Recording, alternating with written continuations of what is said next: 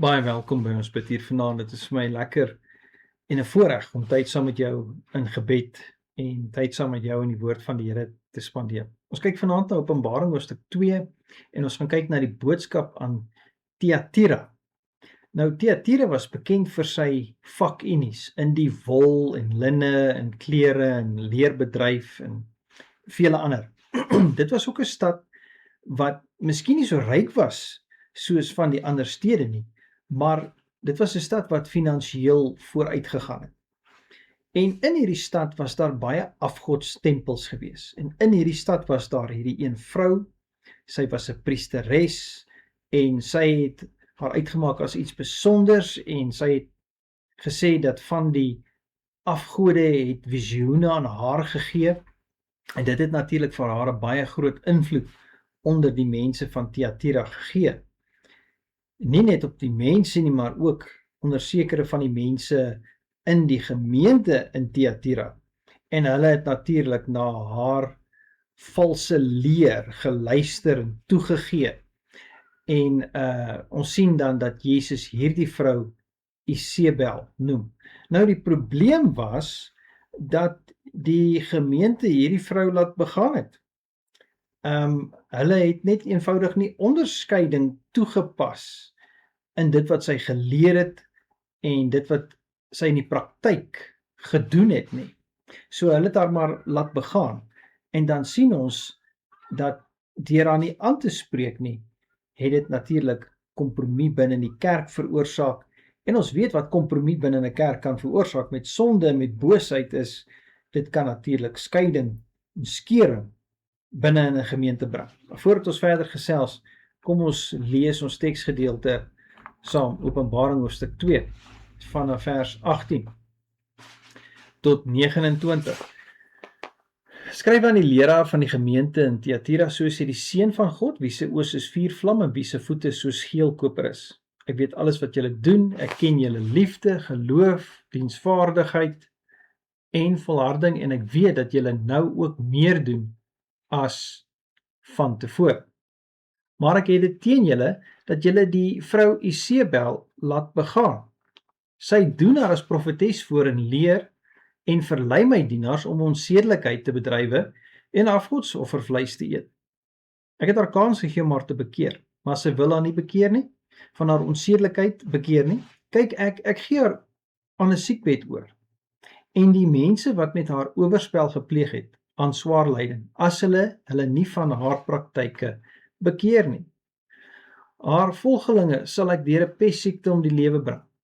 Dan sal al die gemeentes weet dat dit ek is, die een wat die gedagtes en die begeertes van die mens deurgrond. Ek sal elkeen van julle straf volgens julle doen en late, maar vir julle ander in Thyatira, wat nie hierdie leer aangehang en nie die diep geheimenisse van die Satan, soos hulle dit noem, weerken het nie, sê ek lê op julle geen ander verpligting nie. Hou net vas wat julle het, totdat ek kom. Aan elkeen wat die oorwinning behaal, en tot die einde toe volle, om te doen wat ek wil hê, sal ek mag en gesag oor die nasies gee. Hy sal hulle met 'n ysterscepter regeer, hulle soos kleipotte stukkend slaan. En dieselfde mag en gesag het ek ook van my Vader gekry. Daarby sal ek vir elkeen wat die oorwinning behaal, die môrester gee. Elkeen wat kan hoor, moet luister na wat die Gees vir die gemeente sê. Ons lees net so ver uit die woord van die Here. So sê hy, wat oë het wat soos vuur vlam en met voete wat soos geel koper lyk. Nou dis dieselfde beskrywing van die Here Jesus hier wat ons in Openbaring 1 sien. So Jesus maak aan sy gemeente dit duidelik dat hy is die Seun van God en hy kom met goddelike gesag. Hierdie oë wat soos vuur vlam, het ons gesê, beteken dat Jesus sien alles, hy kyk deur alles, hy kyk direk in die hart, hy kyk na ons motiewe, hy kan die geheime dinge sien. Hy kon ook die kompromie sien van hierdie gemeente. So daar's niks wat hierdie gemeente van die Here Jesus kon wegsteek nie in die eerste plek. Hy sien wat niemand anders kon sien nie. Die voete van geel koper verwys na Jesus se oordeel oor die sonde. So Jesus staan voor hulle nou as regter en hy's gereed om sy regspraak te lewer. 'n Tweede gedagte wat ons dan hier sien is Jesus begin altyd met die positiewe.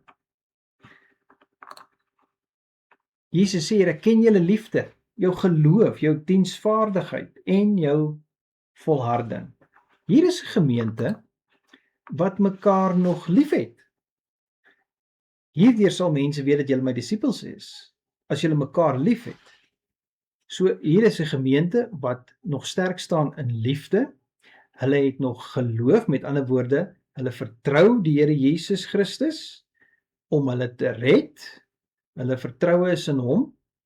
Hier is 'n gemeente wat diensvaardig is, met ander woorde, hulle werk hard vir die Here Jesus Christus. Hulle dien hom met hart en siel. Hulle volhard. Kan jy jouself indink dat jy lewe in 'n stad vol afgodstempels en mense bedrywe onsedelikheid om jou? Dis amper soos Lot, wat al hierdie vreeslike dinge moes aanskou en dan van hulle het volhard in geloof en volhard deur die regte ding te bly doen. Maar dan sê Jesus nog iets. En ek weet ook dat julle nou meer doen as van tevore. So met ander woorde, hierdie mense, baie van hierdie gemeentelede stort hulle eenvoudig uit voor die Here Jesus Christus vir sy werk, vir hierdie liefdeswerk van die Here. So hier het ons 'n gemeente wat vashou aan diens, wat vashou aan liefde. Hulle is missionaal en missionêr. Met ander woorde, hulle versorg die mense om hulle en hulle deel die evangelie in liefde. So, dis wonderlik. Hulle hou vas aan die liefde. Maar daar is die in die gemeente wat verslap het in hulle leer, in die gesonde leer van die apostels. So, ek beklemtoon weer wat Calvin gesê het. Ons kan nie die liefde van die gesonde leer skei nie. Dis een ding. Efese, waarna ons al gekyk het ons gesien, het weer vasgehou aan die leer. Hulle was sterk in hulle leer, ortodoks in hulle leer, maar hulle het verkoel in hulle liefde. Hier is 'n gemeente wat sterk was in die liefde, maar wat verkoel het in die leer. Met ander woorde, hulle het begin kompromie maak met die wêreld. En dit wys vir ons dat 'n gemeente kan dalk in baie dinge reg wees, maar daar kan dalk een plek wees waar ek en jy 'n kompromie begin maak. Ons mag dalk kerk toe gaan gereeld, mag dalk gereeld my Bybel lees, gereeld bid, ander help, miskien deel wees van evangelisasiewerk. Al hierdie dinge is verskriklik belangrik. Maar dan kan ek dalk iewers 'n kompromie maak in my lewe. En die Here Jesus waarsku hierdie kerk dan uiteindelik daarteen. So, hier is die ding waarteen die Here Jesus dan hierdie gemeente waarsku. Die gevaar van verdraagsaamheid. As ons sonde in die kerk gaan verdra, dan kan dit die kerk uitmekaar uitskeer. En dit is die aanklag wat die Here Jesus hier bring. Hy sê, as regverdige regter teen hierdie gemeente, bring hy hierdie aanklag in. Hierdie vrou Isebel doen haar voor as profetes en sy leer my mense verkeerd, sy mislei die gemeente. So, sy het gemaak dat hulle onsedelikheid bedrywe, afgodsoffervleis eet, en Jesus sê, ek het haar tyd gegee om te bekeer. Hy's nie 'n onregverdige regter nie. Jesus is baie geduldig. Ek dink so aan daai gedeelte waar die Here met Abraham praat. Dan sê hy vir Abraham, julle sal die beloofde land ontvang, maar eers oor 'n paar honderd jaar van nou, jou nageslag sal eers weggevoer word en slawe wees in 'n vreemde land vir 400 jaar, dan eers sal die Amoriete se sonde hulle volle maat bereik het, en dan sal ek julle instuur om oor hierdie volk te oordeel. So ons sien dat God is geduldig, hy's lankmoedig, hy waarsku ook hierdie vrou hier, hy's nie onregverdig in sy oordeel nie, hy oordeel volgens sy woord. Maar die probleem was hier gewees, dat die gemeente het hierdie vrou toegelaat. Nou, hoewel die kerk dalk nou nie self die leer geskep het nie, het hulle hierdie leer verdra. En hier sien ons 'n baie belangrike geestelike beginsel. Daar is 'n groot verskil tussen liefdevol wees teenoor mense en om sonde te verdra. Hoor mooi, daar's 'n verskil om liefdevol te wees teenoor mense en om sonde te verdra. Liefde sal altyd sonde aanspreek. Liefde sal altyd tot bekering roep. En dit is wat die Here Jesus dan ook hier doen. Dink daaraan. Spreuke sê vir ons, as jy jou kind liefhet, sal jy hom dissiplineer. As jy hom nie liefhet nie, sal jy hom nie dissiplineer nie, maar jy dissiplineer hom juis om hom van die dood te red. So die Here se dissipline is altyd om te herstel, altyd om terug te roep. Ons sien dat die Here in sy liefde hierdie gemeentelede wat afgedwaal het, terugroep na homself. Wat Jesus hier sê is, moenie haat die wat verkeerd doen nie. Ons moet nie uitgaan en mense haat nie. Maar julle kan nie sonde binne die kerk toelaat nie. Julle kan dit nie net laat begaan nie. Julle moet dit aanspreek. Julle kan dit nie as aanvaarbaar behandel nie. 'n vierde gedagte wat ons hier sien, is die gevaar van Isebel se leer. Mense het begin redeneer, ag, wat ons kan Jesus volg en gelyk word aan hierdie wêreld deur miskien 'n paar sondetjies toe te laat. Hulle het dit begin goed praat.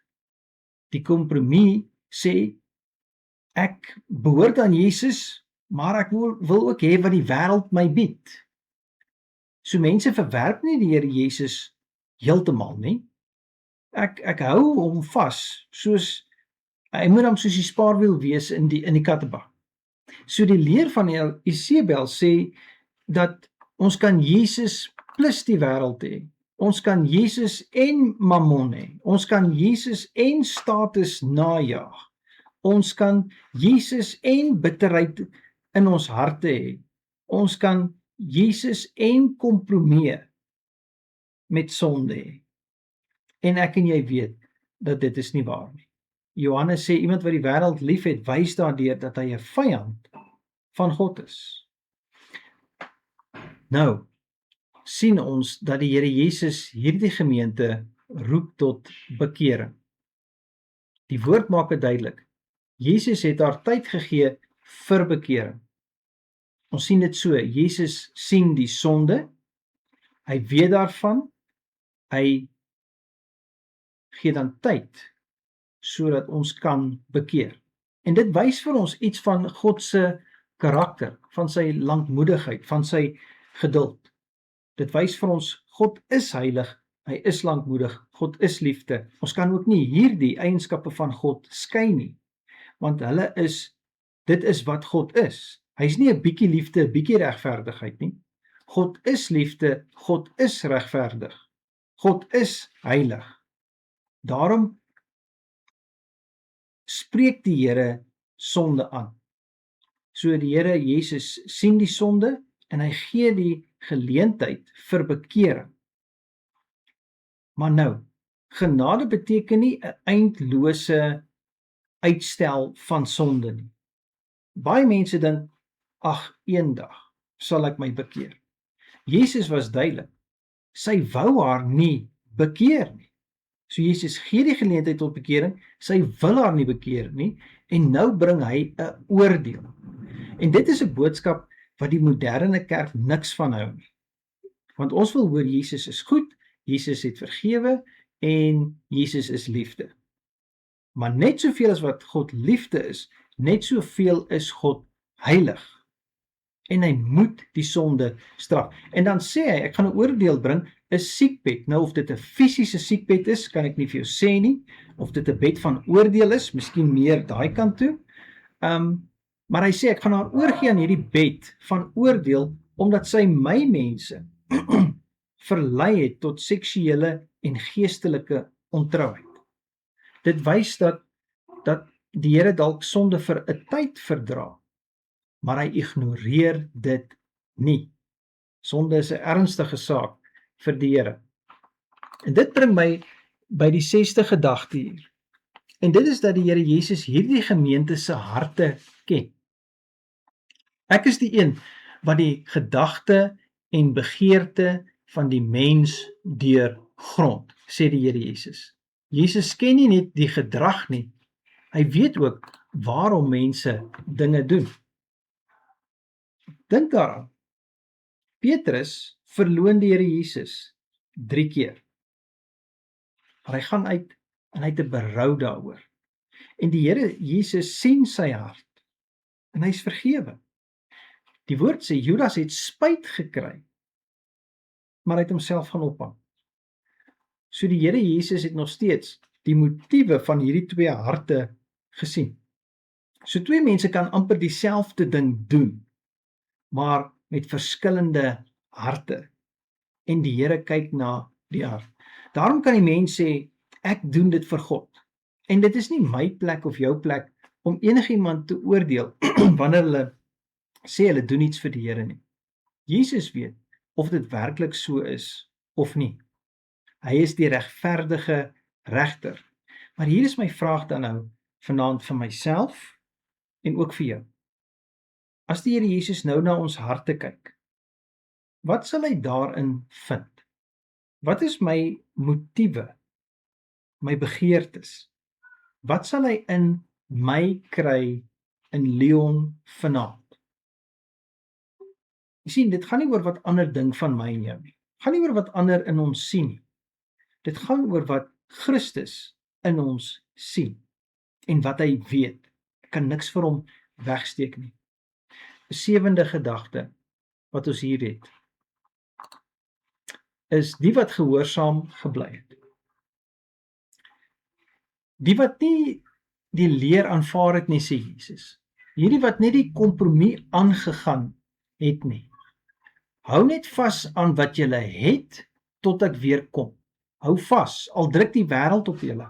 Hou vas, as ander jou probeer oortuig van iets wat nie waar is nie. So waaraan hou ons vas? Hou ons vas aan ons tradisies, aan miskien aan my reputasie, hou ek vas aan my eie krag? Die Here sê, nee, hou vas aan wat julle reeds het. Wat het hulle? Die evangelie, die boodskap van die kruis. Hou vas aan die Here Jesus. Nou ek het 'n prentjie opgesit van 'n man wat aan 'n kruis vasklou in 'n storm. En dit is van toepassing op my en jou vandag. Die lewe is baie keer soos 'n storm. En ek sê nou vir julle, dis alwaar ons kan vashou. Ek het al 'n paar keer by mense gestaan wat besig is om te sterf. Al wat op daai oomblik saak maak, is Jesus Christus, niks anders nie. So, ons moet vashou aan die Here Jesus, ons moet vashou aan sy waarheid, want die woord sê, die waarheid sal julle vry maak. 'n Laaste gedagte is dan natuurlik die beloning. Aan hom wat oorwin. Nou hierdie is 'n woord wat nogal baie voorkom in Openbaring. Die woord oorwin beteken nie noodwendig jy het nooit gestruikel nie of jy het nooit gesondig nie. Hierdie woord beteken ek het aan Jesus vasgehou en ek het in hom bly glo en ek bly in hom. Dan sal ek oorwin. En dan beloof hy vir ons of vir hierdie gemeente dan, maar dit is vir almal wat oorwin. 'n Yster scepter. Met ander woorde, dis 'n beeld van sterk, onbetwisbare koninklike gesag. Julle onthou die boek in Ester, sy kom voor die koning, as hy die scepter sal uitsteek, sal sy lewe, as hy hom nie uitsteek nie, dan gaan sy haar lewe verloor. So dis 'n teken van mag en krag en autoriteit. Nou dit beteken nie ek en jy sit op die troon nie. Jesus sit nog steeds op die troon, maar hy gee aan sy volgelinge, aan sy kinders, die wat oorwin het, ook gesag. Dis die eerste beloning. Maar dan sê hy, hier's die groot beloning. Ek sal vir julle die môre ster gee. Nou, jy sal sien ek het twee prentjies daar. Die een is die eysterscepter wat iemand ontvang en die ander is Jesus in die wolke en miskien het jy gedink ek sou 'n prentjie van 'n groot ster in die hemelruim opgesit het. Maar volgens Openbaring 22 vers 16 sien ons en ons lees daar: ek is die blink môre ster. Met ander woorde, Jesus is die grootste beloning wat ek en jy kan ontvang. Dit laat my dink aan die gelykenis wat Jesus vertel het van die parel en van die man wat die skat in die veld gekry het. Vir ons as gelowiges is Jesus die belangrikste besitting wat ek en jy kan besit. Daarom sê die Here, vra my wat julle ook al wil en ek sal dit vir julle gee. Weet jy wat is die begeerte van 'n ware gelowige? Is Jesus Christus. Om nader aan hom te kom, om in hom te wees, om met hom te wandel, om aan hom gehoorsaam te wees, om in sy teenwoordigheid te wees. En Jesus sê, daar is niks groter wat ek vir julle kan gee as myself nie. Daarom sê die Here Jesus, ek, Christus, is hierdie beloning. Ons gaan saam bid. En ons gaan bid dat ons as gemeente Christus wat alles sien, ernstig sal opneem. Ons gaan ook bid dat ons kinders onderskeid sal leer teenoor verkeerde en valse leer. Ons bid dat die Here ons die krag sal gee om teen die stroom van die wêreld in te gaan, sodat ons nie soog vir die begeertes van die vlees en van ons harte nie. Ons bid dat die Here se genade ons staande sal hou, sodat ons nie moedeloos en afvallig word as die wêreld op ons druk nie. En laastens bid ons dat die liefde van ons harte, dat Christus die liefde van ons harte sal wees, en dat ons hom sal begeer as ons grootste geskenk. Kom ons bid saam. Hemelse Vader, ons kom bid vanaand vir ons gemeente. En ons bid dat ons U, wat ooit wat soos vuurvlam en voete van geel koper het, dat ons U ernstig sal opneem. Dat ons sal tot die besef kom dat U weet van alles wat ons doen. En U deursoek selfs die motiewe waarom ons dit doen. Help vir ons om opreg voor U te staan. Hemelse Vader, ons kom bid vir ons kinders. Hulle is hier buite, elke dag, vir ure, onder ander mense, tussen ander mense. Maar ek bid, Here, dat U vir ons die genade sal gee om ons kinders te onderrig, sodat hulle kan onderskei teenoor verkeerd en valse leer. Geef vir hulle die genade, Here, om te sien wat is reg, wat is verkeerd. Help vir hulle om vas te hou aan die woord. Ons bid ook, Here, dat U vir ons die krag sal gee om teen die stroom van hierdie wêreld in te gaan. Hierdie wêreld soek alles wat die oë begeer en wat hulle wil hê. Help vir ons dat ons nie sal soeg voor die begeertes van ons vlees en van ons harte nie. Ons bid ook, Here, dat U vir ons die genade sal gee om staande te bly. Help vir ons om nie moedeloos te word nie. Help vir ons om nie afvallig te word as ons alleen voel in hierdie wêreld of as die wêreld op ons druk nie. Ons bid ook, Here, vir hierdie ding, dat Jesus die liefde van ons hart sal wees, dat U die begeerte van ons harte sal wees, dat ons vreugde in Jesus sal vind, dat U die begeerte van ons harte sal wees. Ons bid dit in die heilige naam. Amen.